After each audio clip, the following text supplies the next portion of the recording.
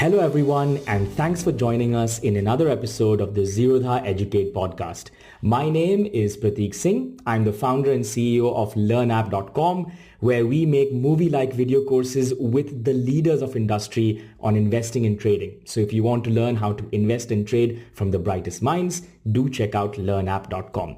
Now, as we record this, Nifty 50 is down 32%, and the Nifty Mid-Cap 100 and Small Cap 100 are down 33%, 40% respectively.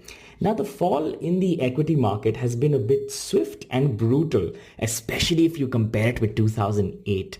But we know you might be worried, and the idea with these series of conversations was to bring you perspectives from some of the most experienced and smartest people in the fund management industry.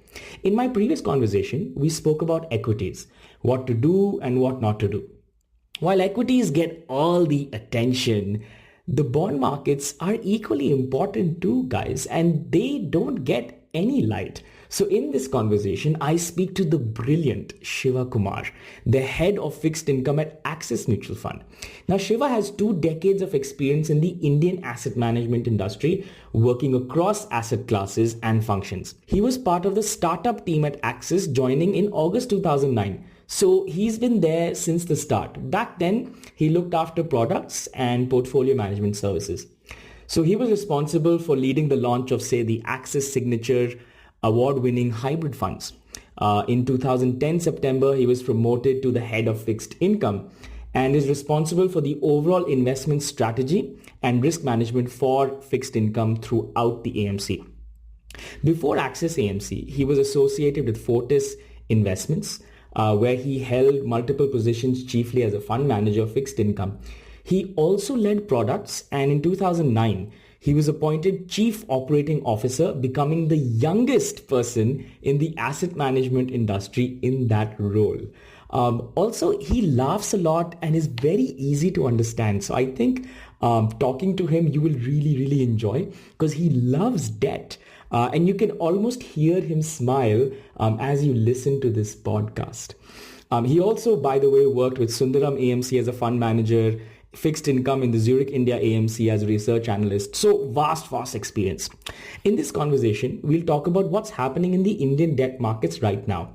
We'll also connect the economy. We'll do some fundamental concepts of why you need debt in your portfolio, how to pick debt funds, which is really important, and also how not to pick debt funds, which most people don't talk about as much.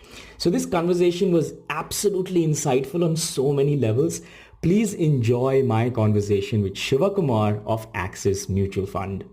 Whenever we talk about market crashes, 99% of the attention is on equities, but the bond markets are quite action-packed as well, right? So not many people understand what happens in the bond markets. So the idea of this conversation is to help investors get a top-level understanding of the world of fixed income. And I have a super interesting person with me. He writes, he's been doing fixed income for so long, and he has some crazy ideas you probably haven't heard of from the bond world. So thank you for doing this, Shiva. Thank you for having me, and I'm sure it'll be a great conversation. I'm looking forward to this. Right. I mean, my name is Prateek. I've been doing equities for such a long time. I don't understand debt that well. So this is more for my use than all our users as well. So let's talk about the first question. Before we talk about bonds and debt markets, tell me about you. How did you get started in the world of finance, and why fixed income, and why is bonds not as glamorous as equities? Right. So I've been a mutual fund guy through and through since I left college, since I left IMA in 1998. Interestingly enough, I started as an equities analyst. A couple of years down the road, I realized I'm drawn more towards the world of fixed income. And then yes, I think since about 99, 2000, I've been doing this. So that makes it more than 20 years of doing fixed income. So it's a long time. I really enjoy this. What I find interesting is in equity, it's all about the story. Right? So that's where the glamour in equity comes from. It's all about the bottom-up stock picking, trade ideas, and so on. Fixed income is a lot more mathematical, it's a lot more methodical, and it's not as exciting in the sense prices don't move as rapidly as equities. But that also makes it more difficult to beat the market or beat by peer group, because the margins are so thin and errors really show up. So it's a lot harder, and it's more interesting for me. Right. So, when you buy a stock, I think we all understand that in essence, you're part of as an owner of that company, right? That small slice of equity that you own. So I think people understand that, but what are bonds? Can you just explain me the basics of bonds and fixed income? Tell me about coupon, maturity date, just very simply top level, one or two lines. Yeah. So this in a stock, if you're a stock owner, you are a part owner or of the company, right? If you're a bondholder, you are effectively a part lender to the company. Right. So essentially, the two sources of capital for any firm are, one is its own capital, meaning it's share capital, and the other is what it borrows, and we are part of that borrowing part. We are part of the lenders to any company, or for the matter even governments or agencies and so on and so forth. So the universe for bonds is slightly different from that of stocks, but the idea is the same. We invest with a view to making money, and unlike equities where the future is a lot less certain because you are dependent on the performance of the company, in bonds the future is a lot more certain because you know the yield of the bond when you buy it. Right. So if I am buying, as an investor, if I am buying government bonds, I'm actually giving a loan to the government and they promise me a certain return over a period of time. That's right. Absolutely. So if you, for example, buy a 10-year government bond, effectively you're giving away money today. The government pays you an interest every 6 months, and at the end of the 10 years, they give you back your principal, right? So this is the contract, right? And most bonds are structured this way, where the interest payment could be, every 6 months, every 12 months. In some cases, it's all compounded and paid off at the end. But the structure is pretty simple. There is a start date, there's an end date, which is called the maturity date, and there's a coupon, which is the cash flow which you get in between. And all of these are agreed. Now, the coupon doesn't have to be fixed. The term fixed income doesn't mean fixed rate. It could be a floating rate, which means the coupons can get changed over time. But as long as the mechanism to set the coupon is fixed up front, it's called a fixed income instrument. So in equity, for example, the annual cash flow is in the form of a dividend, and that is uncertain. Therefore, it's not fixed income. So that's the only difference, right? That's interesting. I'm somewhat warming up to bonds a little bit. I have one question, Shiva. So when I'm buying this instrument, the bond itself is also priced. So what determines the price of the bond? Yeah, so let me try to explain this in a very simple way using a two-year example, right? So for example, just using round numbers, for example, if I have a 2-year bond which pays 10% a year, so that means it's a 100 rupee bond. At the end of year 1, I get 10 rupees back. At the end of year 2, I get 10 rupees, and then I get my original 100 back. Right? Now imagine a situation in which the interest rates in the economy have dropped by 100 basis points, which means if I were to buy a new bond today, I will be able to buy a bond which pays off 9% at the end of 1 year, 9% at the end of the second year, and 100 back. Which bond is more valuable? The one which pays 10% every year, or the one pays 9% every year? The one which is 10% every year is more valuable. So therefore, the price of the 10% per annum bond goes up. I see. That is how you make money trading bonds. Basically, you are taking a view that the interest rates in the future are going to be lower than they are today, thus improving the value of your bonds. Interesting. So as you said, as interest rates move, so do the bond prices. So there's a correlation over there. So that's one form of risk, I guess. Yes. There's another form of risk in bonds. What is that other risk here? So there are multiple risks, but the two important risks, one is the interest rate risk, and the interest rate risk essentially scales with the maturity of the bond, which means a 2-year maturity bond has less risk than a 10-year maturity bond. Because, you get 10 cash flows, and therefore value of each of them goes up. The other one is what's called credit risk, which means the risk that you don't get your money back. What if the company that you have lent to goes bust? Right. So that's credit risk. Now, credit risk tends to be digital because you either have it or not. Meaning, if the company survives, you get your money back. If it doesn't, you lose a lot of it. Right? And so credit risk is priced quite differently. It's usually the way we look at it is we look at the spread. So a government bond is a sovereign instrument. The government can print its money as much as it wants to. So there's no risk, there's no credit risk. And all other papers, they trade at a yield which is higher, and that reflects the credit risk of that particular company or that issuer. So that's the way we price these risks. The logic in this is, if I were getting into credit risk, if I diversify my portfolio, then my expected loss, meaning I might have maybe one loss in my portfolio, but because the yield is higher, I'm still net better off. That's a trade-off. So the yield on a credit risk or when you're taking credit risk has to be significantly higher than what you do when you're buying G6. Right, absolutely. So I think with that logic, the G6 will probably be relatively the safest because the country needs to go bust for it to you're right. You're right. So the G-Sec yields, in theory, the government cannot default, right? Because they have the ability, the government can print as many rupees as you want. So they can just repay every bond by just printing currency and giving it to you. So in theory, they cannot default. So then why is it that government bond yields go up and down, right? Because, it comes down to the fact that if the government actually prints and throws money out there, then the inflation goes up. Yes. So because everybody has more rupees in hand, the same amount of goods, more money chasing the same amount of goods, prices are going up. So there is this, even though the sovereign is able to print its way out of the mess, it really cannot without creating an inflation spike. So, and that links up to the yield on the bonds, which means the higher the inflation rate, the higher the yield, because we want to be compensated. If inflation is rising or if inflation is expected to remain high, I want to be compensated by asking for a higher yield. That perfectly makes sense. So coming back to credit risk, the safest would be bonds, and the worst case would probably be an unknown company who's offering a 17, 18, 20% coupon on their return. Yeah. So when you see the gradation, you go from what's called sovereign G-Secs to corporate bonds, which would be investment grade, starting from AAA, which is the safest, to BBB, which is less safe. And then you have what's called speculative grade, which is otherwise known as junk bonds, where the risk is significantly higher. So fortunately, when it comes to the mutual fund world, you're really talking about only investment grade and G-Sec. So we don't really play that much into any significant amount outside that. And even within that, really, the best grades, which are the AAA and the AA bonds.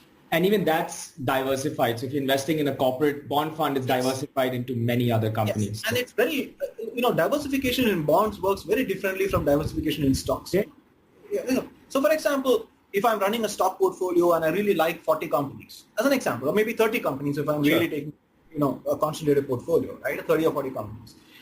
That's a reasonably diversified portfolio. Now, if I want to buy a 41st company into my portfolio, I'm not necessarily buying a best idea. I mean, in a sense, already my top 40 best ideas are already in there. I'm just buying one more. It potentially dilutes performance. Correct. Or not that much more diversification. But in bonds, that's not the way it works. Because yields are known upfront when I buy. Let's say if I'm buying a portfolio of AA rated bonds, if I buy 10 bonds of each 10% of my portfolio, I get the same yield as if I buy 50 bonds at 2% each of the portfolio. Because yield on each AA bond is roughly the same. So I can keep on diversifying without reducing my performance. Right? The only difference is, what if something goes wrong? If I have a concentrated portfolio of 10 bonds with 10% each, if one goes wrong, I can lose up to 10% of my fund.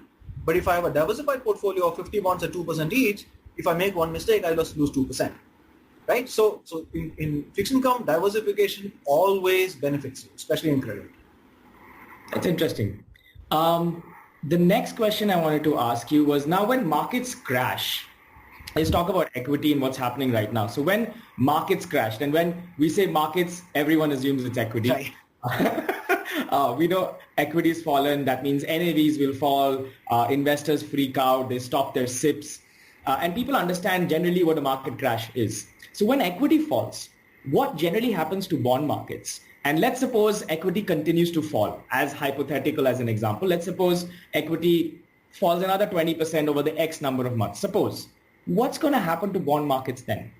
Yeah. So the equity and bond markets work at very different parts of the economic cycle. When the economy is doing really well, typically growth is very high, and typically companies are investing, they are borrowing more, they are, growth and inflation rates are usually going up, which also therefore means that interest rates are probably going up, which is bad news for bonds. Meaning, typically a very strong equity bull market is also a period of relatively weak bond market performance. You go back to 2004 to 2008, you had very strong equity performance, actually really poor bond performance. And then if you look at other periods, for example, go again taking the 2008 example, 2008, 2009, there was a huge equity market crash as people started really rethinking, is this a financial crisis of sorts, and whether growth will come down, and it did for a period of time.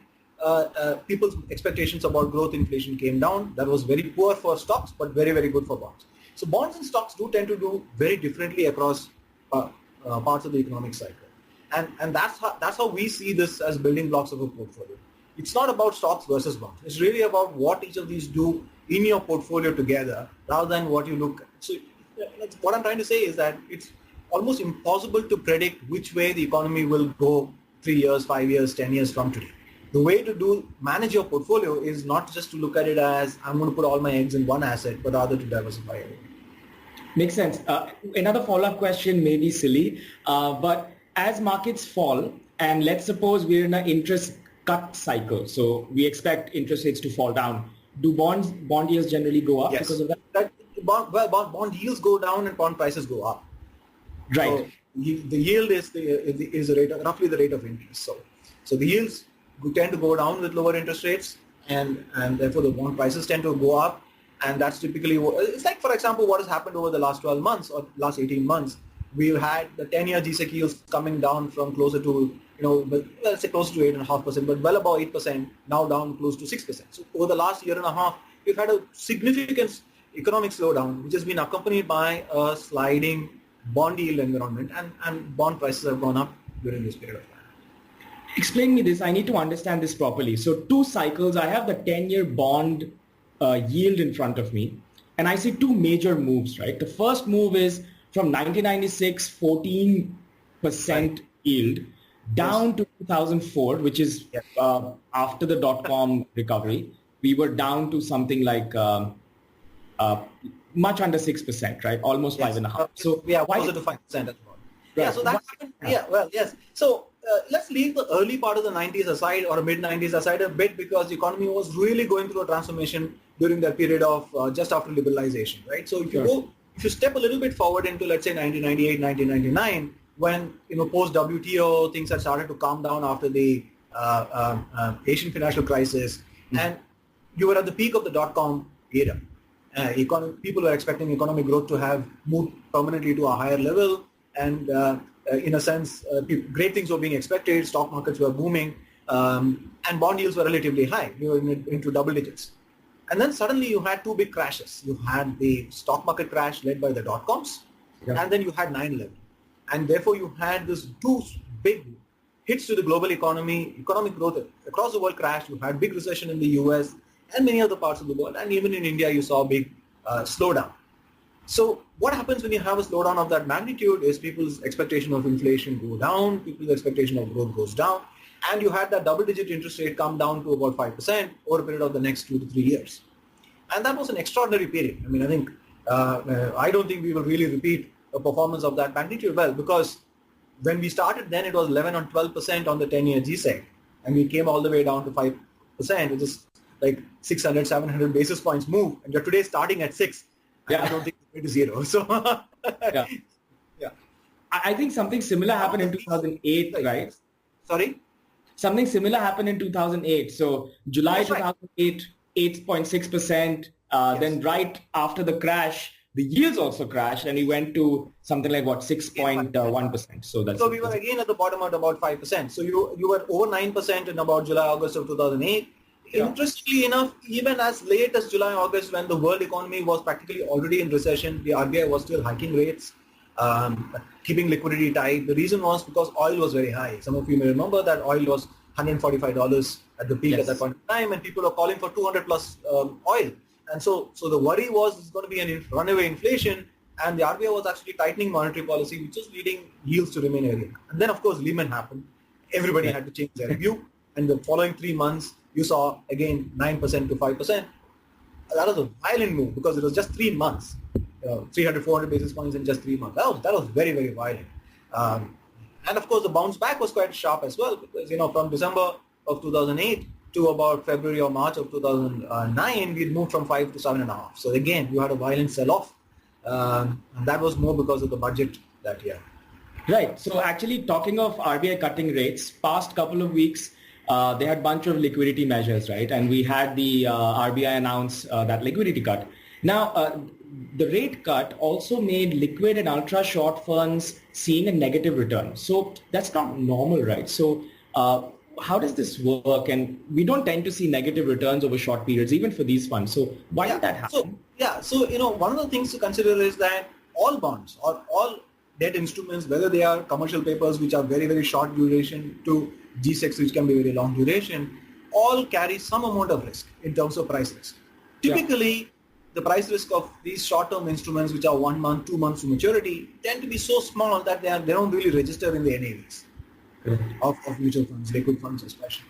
But when you have very large movements, and we've seen over the last couple of weeks, very large movements in yields or rates, simply because of this disconnection that we have seen after this COVID-19 pandemic. Bond markets are slightly different from stocks. In stock markets, trade on the exchange, you see our screen, you put our orders on the screen and it gets executed. In bonds, it's all over the phone. Our dealing rooms are staffed with people who are typically talking to counterparties. We have hotlines. This dealing rooms in bonds really haven't changed in the last 20 years. They look much the same.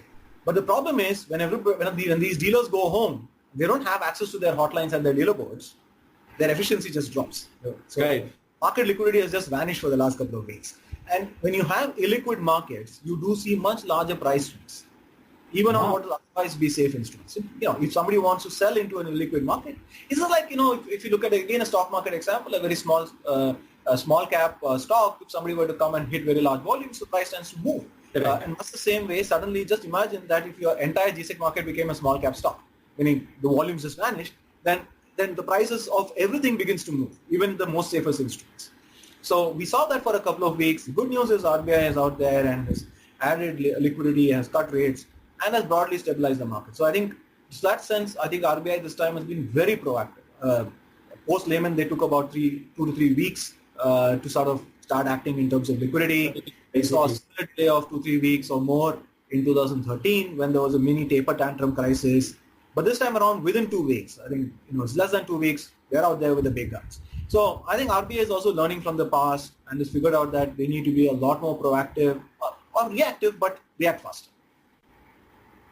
Makes sense. So something about the macro picture, your view on this, right? So the COVID-19 situation, what's happening with the economy? I've never seen business, partly shut down. Like that's never happened before. Even 2008, we didn't see it. So how bad is it for business? Should investors be worried? Yeah, but in 2008, businesses in India didn't shut down. Businesses in the West shut down. Yes. So imagine if you are in the US and you are in mortgage industry, suddenly one fine day, large parts of the industry just vanished, right?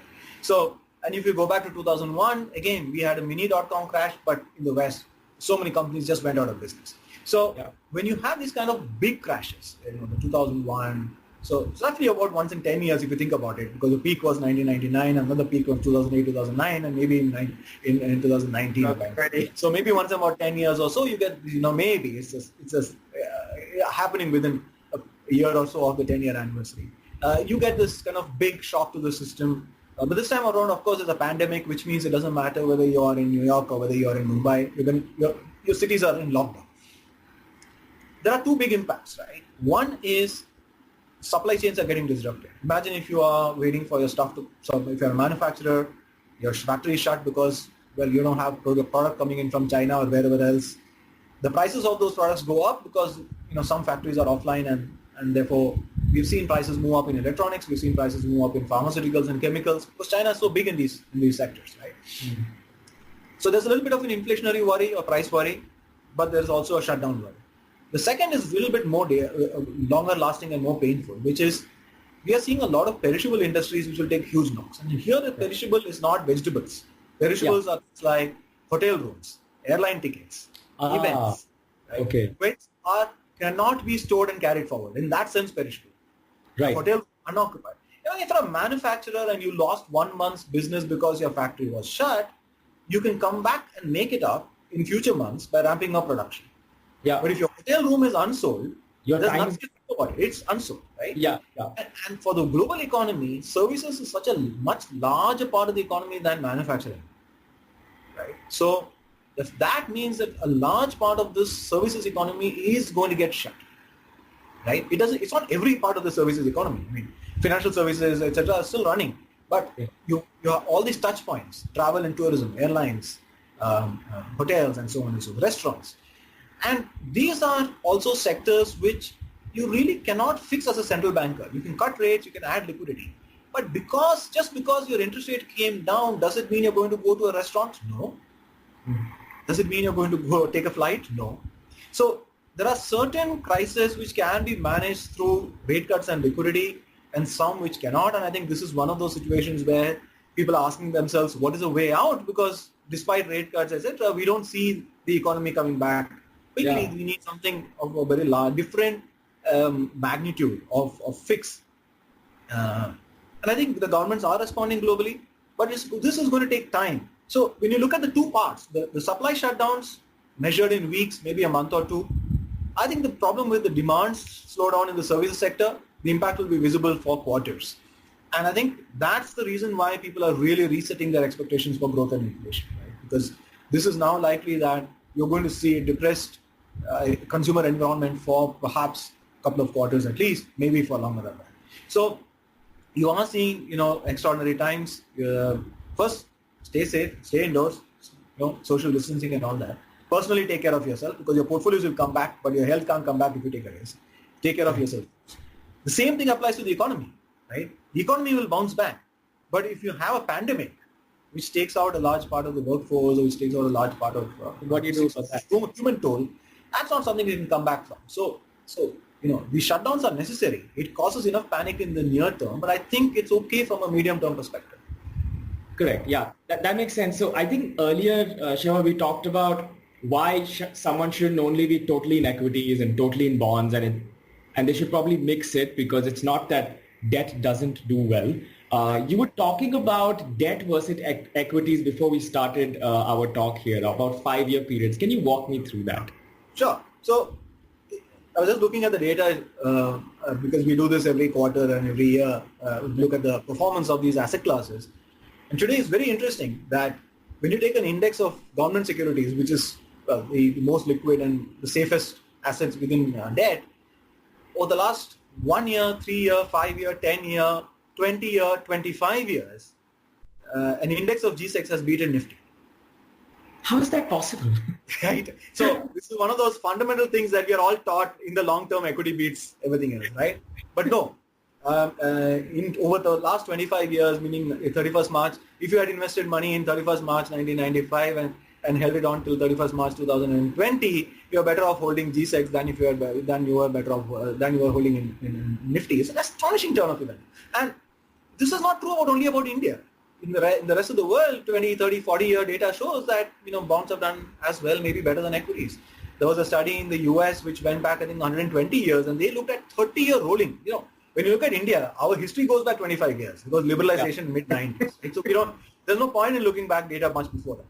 But in the West, you have data for going 100, 120 years. And they found that rolling 30 years, there is no evidence to suggest that one outperforms the other. Meaning it's a 50-50 chance over the 30-year time frame whether you make more money in debt or equity. In the Indian context, for the last 25 years, if you slice that into 5-year rolling periods, so 31st March 2015 to 2020, okay, 28th Feb 2015 to Feb 20, and so on. So every month you slice this and create so many 5-year rolling period. You find that about half and half, equities do better or bonds do better. There is no evidence, or there is no way I can stand here and tell you 2020 to 2025 which is going to do better, debt or equity. I don't think that anyone can predict that. And like I said, over 20-25 years, there is no evidence to suggest that one can do better. Wow, this is just surprising. So this is one of those things which I'm known for. People, when I make presentations, I often lead with this data point. That excuse me. I often lead with this data point that over 20-25 years, bonds have beaten stocks. And it's okay, I must say, this is not because of this fall in stock prices in the last month. This has been going on for a long period of time. The long-term return chart the data has been outperforming equity for a long time. So it just goes to show that, for many investors, they think equity is the only way of making money. But you really do need to balance your portfolio. It's got nothing to do. I'm not saying this because you need to balance your portfolio purely from a risk perspective. I'm saying balance your portfolio from a returns perspective. You will be rewarded for running a balanced portfolio simply because debt has different characteristics and similar performance as equity. That's actually a really good point, because whenever we talk of debt, we say to make your portfolio more balanced, to make it safer, to provide fixed returns, to add some cushion. And no one's ever comparing returns with equity and debt. So this was quite interesting. Yeah, and it's one of those things where it's completely counterintuitive, right? Because you study, even if you've gone to MBA school, you've done your capital asset pricing model, which tells you higher returns for higher risk. Yes. There is no evidence. Yeah, and within equities, there is no evidence. So we've looked at, for example, that for example, breaking down equities by quintiles of risk. So the highest beta, next highest beta, at a stock level, right? And if you see that the lowest beta stocks have performed the best over 10 years or more, and the highest beta stocks tend. So it's completely the opposite of what CAPM tells you, right? And what is true about within equities across different beta classes is also true between equity and debt, meaning there is no evidence to suggest that the higher risk asset class gives you higher returns. Yeah, that totally makes sense. I think those boring, slow-moving stocks are the what made Warren Buffett old and rich, right? So I think, yeah, absolutely. It's really that sort of boring businesses with non-flashy, which have really worked for a lot of investors. But we must understand that again, Buffett is not 100% equity invested at all points of time. He holds cash. He waits for the right time, and then he gets deployed. I think we need to take the same attitude. I mean, I think if you take a asset allocation approach and you have cash on hand, partly that you use it as a cushion, as you said, to wait for a right opportunity to buy equities, but also because it makes sense to have it in your portfolio.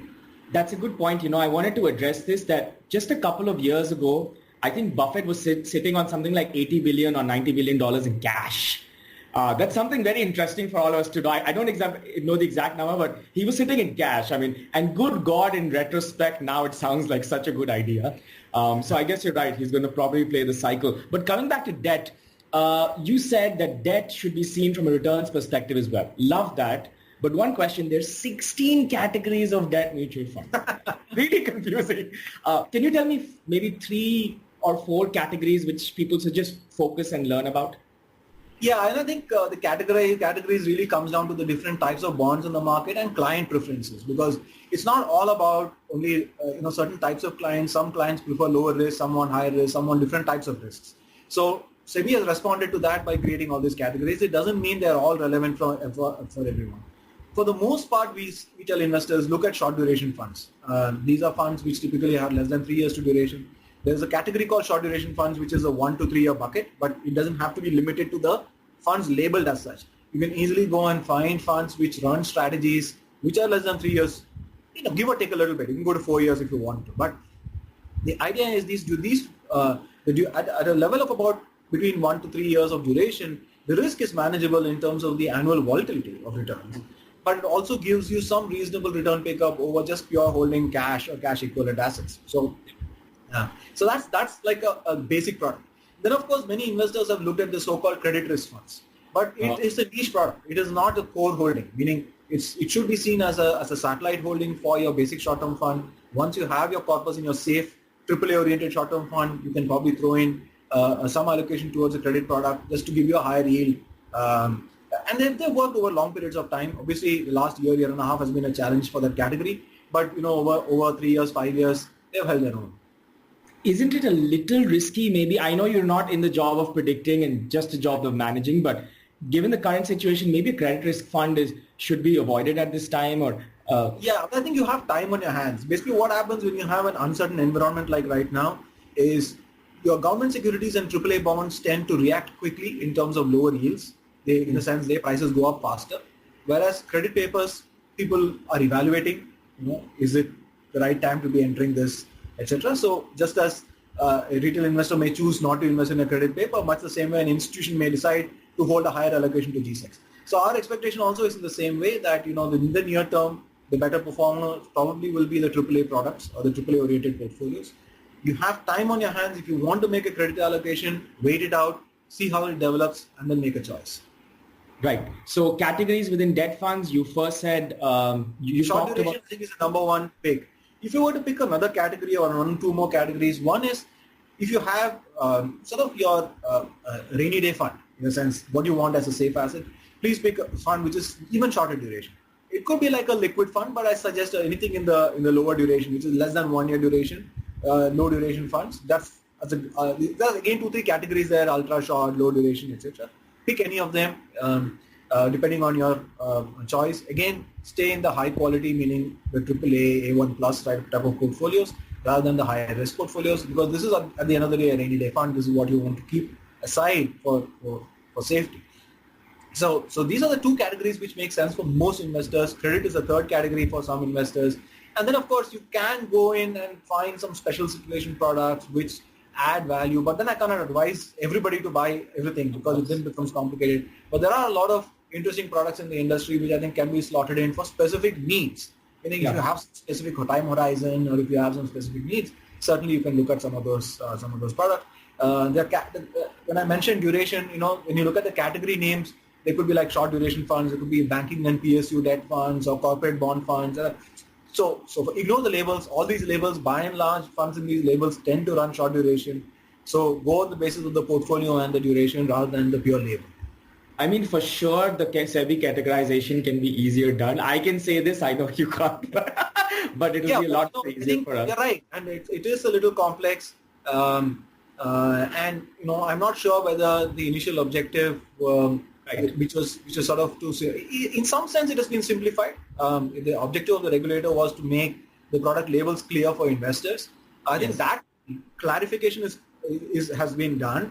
The second part, which is making it easier to choose, I think maybe it requires a little bit more work in terms of, I think industry also needs to communicate what exactly these funds are, who is it for, in a much simpler, easier way. Right. So I guess it's always work in progress, but hopefully we'll see some change there. So let's talk about gilt fund, Shiva. Gilt is one of the safest in the category, right? Relatively, but it has the smallest AUM. Why is that? It's the lowest yield. I mean, it's as simple as that. I think investors, when you look at why you come in, why you buying a fixed income product is because you want that income, and yields are the lowest. They tend to be more volatile, especially because yields are very low. The investors and the fund managers try to buy more interest rate risk with a view to getting a higher return on their investments, but then that makes them more volatile. So for all of these reasons, gilt funds have never really found a strong, shall we say, appetite in the market. I think it's fair for most investors. Buying a AAA product makes more sense than buying a gilt fund. So again, gilt funds I think serve the needs for some specific type of investors who need that zero credit risk. I would say zero credit risk. It's not a zero risk. Right. Are those kinds of who are these kinds of people? Are they people looking for a retirement fund? Is it those kind of people? No, it is a little bit, meaning some PFs do buy gilt funds. Some corporate and institutional investors who want specific products. And they come with a specific duration mentality in mind. They want to buy it for a short period of time, with knowing very clearly what that asset class is, what the liquidity is. Because at the end of the day, G6 are highly liquid, so the impact cost of trading them is very low. So there are specific type of investors who want that. Those characteristics, but not necessarily applicable to everybody. Right. So let's be honest, right? When a retail guy is trying to buy fixed income products, he doesn't understand star ratings. He doesn't understand duration in most cases, or he'll mostly look at returns, to be honest, right? And then he'll find something to invest in. So tell me, what should a new investor absolutely he shouldn't do? Like, what's some advice there that he should look out for when he's trying to buy, when he's trying to add debt? Thank you very much for this question. First, don't look at returns. In debt, again, I going back to the example I gave earlier, right? The 10% bond and 9% bond, right? So let's take the 10% bond. Okay, the end of first year it pays 10%. The end of second year it pays 10%, and then it gives you 100 rupees back, right? So 10, and then 100 back. Now imagine that the interest rate in the economy has shifted to 9%. Okay. So what that means is your 10% at the end of the first year and the 10% at the end of the second year suddenly become much more valuable, because what happens is your next best opportunity, it's opportunity cost literally, the next best bond you can buy is at 9%. So therefore, this bond, the first bond, you're willing now to pay a higher price for it, right? So let's say at the end of the first year, the yields have now dropped to 9%, which means at the end of the first year, the bond is now trading at a price of 101 rupees. The logic being that at the end, for the next year, I will get 10 rupees coupon, but I will lose 1 rupee because I only get 100 of my principal back. The price of the bond has now risen to 101, which means I make 1 rupee more in coupon, but I will lose 1 rupee in capital, right? The historic return of this bond looks very good because I got 10% 10 rupee coupon and I got a 1 rupee gain. Yeah, so it looks like it's a high yield. Yeah, so my returns for the last 1 year is 11. Yeah. But my return for the next 1 year is going to be 9. Okay? Well, because the bond only pays you 10 plus 10 plus 100 back, right? Correct. So if you already upfronted the 1, you need to give it up in the future. So going the other way, if the interest rate environment had actually shifted to 11%, now the bond is going to trade at 99. Yeah. Right? So which means when you look at from year 2 perspective, I'm going to earn 10 rupees back, but I get 1 rupee back in capital gain. My 99 becomes 100, and therefore I make 11 bucks. But my returns are looking really poor because my past returns 10 rupees coupon, but minus 1 capital loss. Correct. So my past return is looking very poor, right? Which would you rather want to invest? Would you rather invest after seeing a return of 11 or after seeing a return of 9? Because the end payoff is the same. Yes. Right. So unfortunately, this is the unfortunate fact of bond funds life is when the returns are the best, the future returns are poor because, well, yields are lowest. And when the yields are at the peak, the returns are the worst. I think this is one of the more interesting parts of the entire conversation, that the entire retail space, when they look at returns, I mean, they're completely misplaced. When you look at equities versus bonds, again, this is fundamentally different because in equities, prices go up because expectation of future income going up, right? Future growth is better, therefore future dividends are better. In bonds, prices go up, but the future income is the same. Yes. Therefore, your cap must look, whatever you've made in, whatever you're upfronted, meaning your prices have gone up, meaning your upfronted future returns. Yes. So you must lose that in the future. So this is something which is absolutely fundamental. Please don't invest on the basis only of past performance. I mean, it's only because past performance is important because it tells you the ability of the manager or the portfolio, the style, etc. So there is some value there, but you cannot invest only on the basis of past performance. You must look at what the future holds in terms of what is the yield on the portfolio, what's the portfolio looking like. And I think that's, if I can just leave that one message. Yeah. My job here is done today. Anything else you want to say that what should someone look after when he's buying anything else? No, I think see, so returns is one aspect. Quality of the portfolio is important. Please don't get into herd behavior. Again, a couple of years back, everybody was buying only credit risk funds, thinking that that's a great story. Last year, I heard this incredible phrase that in debt it's only risk and no return, and in equity it's returns and no risk. And when you hear phrases like that you're at the top. Something is going to blow. And please don't go by these kind of truisms or these kind of phrases because they do tend. It's not as simple as that. There is a reason these two assets exist. They're different assets, and that again come back to the same point. Past performance is not equal to future performance. Keep that in mind. And then again, go back to the earlier point I made about diversification of your portfolio. Please have debt funds in your portfolio, and don't just buy liquid funds. Buy something which has duration in it because that will help you diversify your equity risk. It's extremely important, especially when you're looking at long periods of time. Long term is not 1 to 3 years. Long term is your time to retirement. Long term is like 5, 10, 15, 20 plus years. In that time horizon, you will see cycles. You will see equity markets go up and down, the upsides and downsides. We have seen swings of 30, 40, 50% up and down in equities. Bonds can swing up and down by 8, 9, 10% in a year. Accept that amount of volatility in a year. But over a period of time, you should be able to get a good mix on your portfolio by buying both in it. Makes sense. Shiva, before we close, let's talk a little bit more about you. You've been in the Indian markets for a while, right? So how do you personally invest? What's your style and any mistakes you want to share in your investing journey? Yes, lots of them, a lot of these things. My personal style, when you look, my personal portfolio reflects exactly what I said today. It is very debt heavy. Okay, that's fundamentally that's the way I am built. But the personal investing style is, I have come around to this view over my investing horizon that things are never what it seems on face value. What that means is you always need to understand the second order effects of what you're doing, what you're getting into. The first order effect of something is what's immediate and obvious. Okay? So there's the RBI cuts interest rates, therefore bond prices should go up. That's the first order effect. Okay. The second order effect is what if the markets already priced that in, meaning the markets are already ahead of expectations. The RBI cut 25 basis points, but market expected 50. Therefore, actually markets sell off. We have seen this time and again in the past when interest rate reduction often leads to bond yields going up or prices going the wrong way, prices going down. This seems absolutely bizarre. And over the long time, over time, what I realized is the second order effect significantly dominates the first order effect. So you have to be really, really thinking 2 steps ahead of everyone else. You can't be 1 step ahead. Everyone is 1 step ahead already.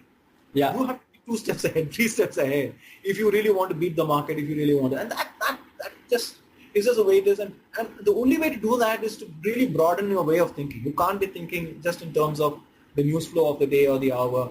You make your investment strategies. Look a little ahead. See what will happen, let's say a year from now or a couple of years from now. And then make your investment decisions based on that. Yeah, I think also digressing a little bit, a lot of hedge funds trade bonds for this reason. Like a lot of known knowns are there and you can make mathematical models around it. You can trade it. With equity things, I think it's just very glamorous and people just lose their way sometimes. Well, equities is glamorous when you're just looking at it as a trade. But when you look at it as a profession, as we do, right, because we are sitting there every day, it's as mathematical or is as involved or is as technical as anything else. It's just different, right? So give you an example of analyst job in equities versus fixed income, right? So we share at our firm, at Access AMC, we share our equities and fixed income analysts. I mean, they work together. And a stock which is already covered by an equities analyst, I don't tell my credit analyst to cover it all the way from ground up. I just say, take the models from these guys. But there's a fundamental difference. Equity guys are always looking for upside. Yeah. So, like for example, if it's a pharmaceutical company, they will say these are the 3 big products. This is the 4th product which is down the pipeline. If it comes, this is the upside on this. But if you're looking at the same pharma company as a credit analyst, you're going to say, oh, this company has 3 products. What if one of them fails? Or what if one of them gets banned? What if one of them, it's just, what's my credit risk? It's just the model, the building base is exactly the same. It's just the way you approach it is very different when you're buying it as a credit analyst or if you're buying that as an equities analyst. And that is it's just about equally methodical. It's just different. Shiva, I must say you speak really well. Your clarity of thought is just super, right? Because we prepare these outlines to make sure that we don't lose our conversation, but you just articulate brilliantly. Like such a good job, Shiva. Thank you so much. Very kind. One last question before I leave. Any investors do you admire and any must-read books that you want to recommend? In the long period of time, I mean, these are difficult questions because firstly, there are so many of them, right? So many investors, so many. The investment grades, you do see, you mentioned, we talked about Buffett earlier, but there are so many others in the investment world. I've been following Ray Dalio and Bridgewater for the last close to 20 years. And same is the case with so many other major global investors and of course domestic investors. My boss here is Chandresh Nikam, who's famous in his own way in equities as a fund manager for the last few decades. So many Indian other fund managers who I've worked with over the years. So I don't want to sit and name every one of them. I think it will be a long list. Your other question about books. Here I have a slightly different take. I think if you're getting into the weeds of investing, then yes, by all means get into the depths of it. Otherwise, my suggestion is get broad. Yeah. Read the standards, right? Read how to beat, little book that beat the market and, Buffett's letters and Benjamin Graham if you want, right? Read all that stuff if you want. But then go broad, right? These days with social media, you get so much information, right? And so you have, and I don't mean Instagram. It's all about, it's blogs and Twitter and there's so much out there. People publishing so much information for free. It's amazing what you have out there, right? So, and then for myself, I do a lot of time. I read a lot of papers. I read economists, a lot of economists, their published work, etc. Because that's the way I roll. But that's not necessarily true about a lot of people. But I think there are so many good books. But if nothing else to speak up, Banerjee and Duflo's any of the recent books, Core Economics or something, and you'll be happy. Thank you so much for your time, Shiva. I really enjoyed this. Thank you very much. Have a good day. You too. And to all of your viewers, have fun. Stay safe. This conversation is for informational purposes only and should not be considered as investment advice. Mutual fund investments are subject to market risks. Read all scheme-related documents carefully. Please consult your financial advisors before making investments.